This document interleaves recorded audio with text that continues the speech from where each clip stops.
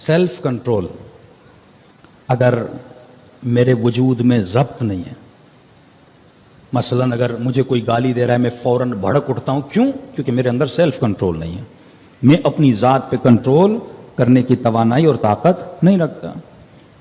3 دن 4 دن ایک عادت کو چھوڑتا ہوں، لیکن پھر وہ عادت میری طرف پلٹ کے آ جاتی ہے کیونکہ میرے اندر سیلف کنٹرول نہیں ہے۔ تو یہ جو روزہ ہے یہ اس لیے اللہ نے واجب کیا تاکہ آپ کے اندر کنٹرول بڑھے۔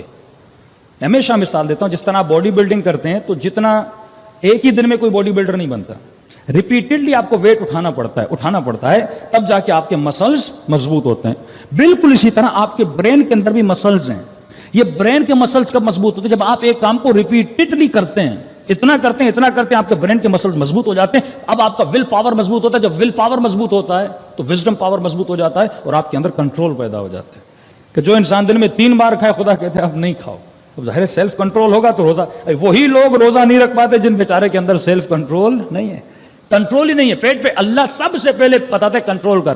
کیوں نماز کی اتنی پابندی ہے؟ اس وقت پہ نماز پڑھ، اس وقت پہ نماز پڑھ، کیوں؟ تاکہ تیرے اندر کنٹرول پیدا ہو، تو اپنے ٹائم کو کیا کر سکے؟ مینیج کر سکے۔ اور جتنا کنٹرول بڑھتا جائے گا، اب شکم پہ کنٹرول ہو گیا، پھر فرمایا اعتکاف میں چلا جا، 3 دن اپنی زبان پر کنٹرول کر، لوگوں سے نہ مل، اپنی سوشل ایکٹیویٹی کو کٹ کر دے۔ جیسے جیسے کنٹرول بڑھتا جائے گا ویسے ویسے تمہارا ول پاور مضبوط ہوگا، اور جب ول پاور مضبوط ہوگا اب تمہارا زبان پر بھی کنٹرول ہوگا، تمہارا کانوں پر بھی کنٹرول ہوگا، تمہارا ہاتھوں پر بھی کنٹرول ہوگا۔ اگر کوئی گناہ کی طرف لے جائے گا تم کہو گے نہیں حرام ہے، میں اس گناہ کی طرف نہیں آؤں گا۔ تو جس کے وجود میں سیلف کنٹرول ہے وہی انسان اپنے نفس کی معرفت کو حاصل کر سکتا ہے۔ صلوات پڑھے محمد و آل محمد۔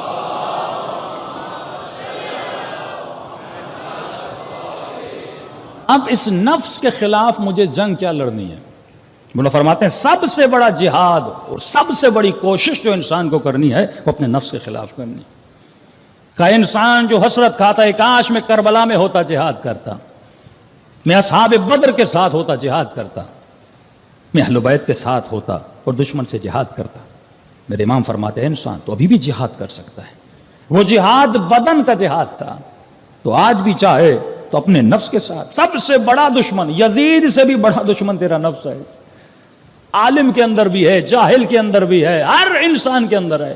یہ سب سے بڑا جہاد ہے۔ اگر تو اسے قتل کر لے تو کوئی کہے مولانا میرا جسم زخمی نہیں ہوا، کچھ نہیں ہوا، مجھے اتنا ثواب مل جائے گا۔ فرمایا کون کہتا ہے؟ سب سے بڑی تلوار جو لڑنی ہے اس نفس کے خلاف لڑنی ہے۔ اگر تم نے اسے قتل کر دیا تو دنیا میں کامیاب ترین انسان بن جائے گا۔ اور مولا فرماتے ہیں یہ جو نفس ہے یہ سانپ کی طرح ہے۔ یہ مت سمجھنا کہ تم نے 4 روزے رکھ لیے، 5 نمازیں پڑھ لی، 6 مجلسیں سن لی، 1 سال سے نماز شب پڑھ رہے ہو اور 2 سال سے زیارت عاشورہ پڑھ رہے ہو تو اس کا مطلب نفس مر گیا۔ فرمایا نہیں، یہ اتنا بدبخت ہے یہ تھوڑی دیر کے لیے سو جاتا ہے، تجھے دھوکہ دیتا ہے، اب میں چلا گیا، میں نہیں ہوں، پھر اچانک سے تیرے وجود میں بیدار ہو جاتا ہے۔ تو فرمایا ہمیشہ چوکس رہا کرو، یہ ایک سرکش گھوڑا ہے جسے تمہیں رام کرنا ہے، اور جب یہ رام ہو جاتا ہے فرماتے ہیں اس کو اپنا تابع دار غلام بنا۔ امام حسین کو آواز ہے کیا؟ ایا ایھۃ النفس المطمئنہ۔ جب تو بلند مراتب پہ آتا ہے تو تمہارا نفس مطمئن ہو جاتا ہے، اب جو تو کہتا ہے یہ نفس تیری اتباع کرتا ہے۔ اس کی بھی ٹریننگ ہے کہ جتنی عبادات اللہ نے واجب کی، مثلا اللہ نے خمس واجب کیا، کیوں واجب کیا؟